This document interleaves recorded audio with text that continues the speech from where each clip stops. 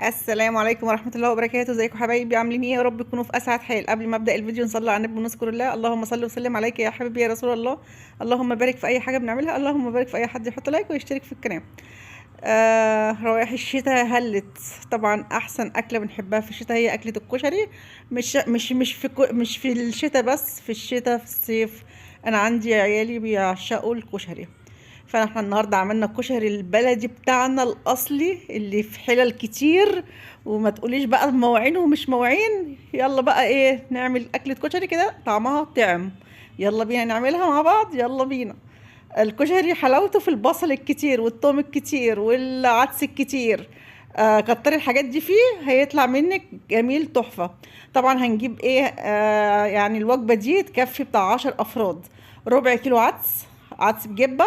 وطبعا بتجيبي عدس اصفر، وبتجيبي بصل قد بتاع كيلو الا ربع بصل كده. عندك طماطم. الطماطم دي نوع جديد من التفريز. الطماطم اللي عنده مكان يفرز بالاسلوب دون، اللي انت تقطعيها وتحطيها في اكياس. فانا كان عندي حبه قوطه عملتهم كده، وانا برضو عملت مع بعض فيديو تفريز الصلصه. اللي انا عاملاها صلصه يعني. طبعا بحاول اخد من الفريزر عشان خاطر اوسع شويه القوطه اللي انا كنت عاملاها بالطريقه دي، بس انا مش عاملاها فيديو بصراحه. طبعا اول حاجه هنخرط البصل وهنغسل البصل. طبعا هي اول حاجه في الكشري بعملها هي الايه، هي التقليه دي هي ورد الكشري. قطعنا البصل ترانشات، وبعد كده هو أنا هنحطه في الحله. وهي كوبايه زيت هنعمل بيها الكشري كله. اللي هنعمل بيه التقليه، هنعمل بيه الصلصه، هنعمل بيه الكشري، هنعمل بيه المكرونه، هنعمل بيه الشعريه. هي كوبايه زيت واحده. كوبايه زيت من الحلوه بتاعتنا بتاعت الشاي دي، انا هعايرها قدامكم دلوقتي. بعد ما قطعت البصل ترنشات، ونحط عليها كوبايه الزيت دي. طبعا البصل ده كتير وهايش، دلوقتي هتلاقيه خس شويه لما يدبل من ايه، لما يدبل من على النار. فطبعا دلوقتي هنقعد اقلب فيه. طبعا تسيبي اي حاجه في ايديكي، ما تقوليش بقى اروح اصب طبقين في الحوض. لا. كده هنحط معلقتين عدس اصفر على الرز. نص كيلو رز على معلقتين عدس اصفر. وربع كيلو عدس بجبه. طبعا احنا بنعمل التقليه اهو. انا بقول لكم بص كشت ازاي والزيت كتر يعني. طبعا في المرحله لازم نقعد نقلب ونقعد نتابعها. وهي داخله يعني وهي بتحمر. ما تسهوش عليكي، يعني عشان خاطر ما تسودش منك وتمرر. طبعا تكوني محضره الحله اللي هتعملي فيها الصلصه. وتجيبي المصفى عشان الزيت ينزل في قلب الحله، ما نوسخش حاجات كتيره يعني. كده بصوا التقلية والله العظيم بتقرمش. ولا حاطه لها ملح ولا دقيق ولا نشا ولا اي حاجه. هي دي طريقتي في عمايل. اللي انت بس تتابعيها وتقعدي تقلبيها على النار. وتحط لها زيت حلو، يعني كوبايه زيت. وتاخدي الزيت تعملي بيه برضو بقيه الكشري، مش هنرميه. ولو حتى عاوز تعملي تقليه لوحدها، هتاخدي الزيت تحمري بيها بطاطس. هتخلي البطاطس ريحتها جميله. فبقول لكم بصوا التقليه شكلها لونها روعه روعه روعه. يعني تحفه. خدت اهو الزيت اللي انا عملت بيه. هاخد منه حبه اعمل منه بقى ايه، الكشري اللي هو البلدي بتاعنا. الكشري اللي بتحطي العدس على الرز. في حله كده. ده كشري امي وستي. انا بحبه كده وولادي بيحبوه كده. عملته بكذا طريقه. لا يا ماما، هو الطريقه دي اللي بيحبوها. الطريقه دي بتاعت زمان. طريقه العدس على البصل، على الايه، على الرز.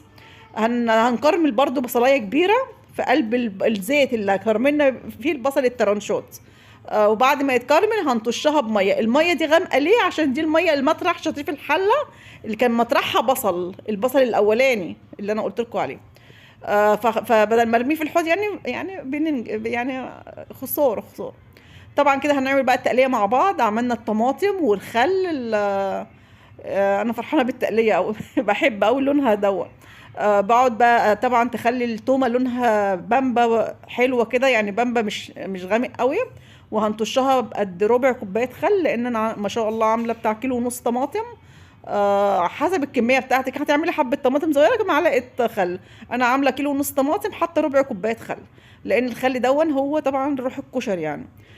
طشيتها بقى بالخل. وبعد كده هتحطي الطماطم ونسيبها بقى تتسبك. الطماطم دي كنت انا مفرزاها سليمه كده. كنت انا جايبه كام كيلو كده وكسلانه بصراحه اخلص. فعملتهم كام كيس بس بستهلكهم على طول يعني. طبعا كده هنسيبها بقى. وانا بقول لكم انا حطيت العدس اهو في قلب الايه، الميه غليت وحطيت العدس. وكنت بغلي لبن وكعدتي اللبن فار مني، عادي عادي. فالمهم كده بقى ايه، هنحط بقى طبعا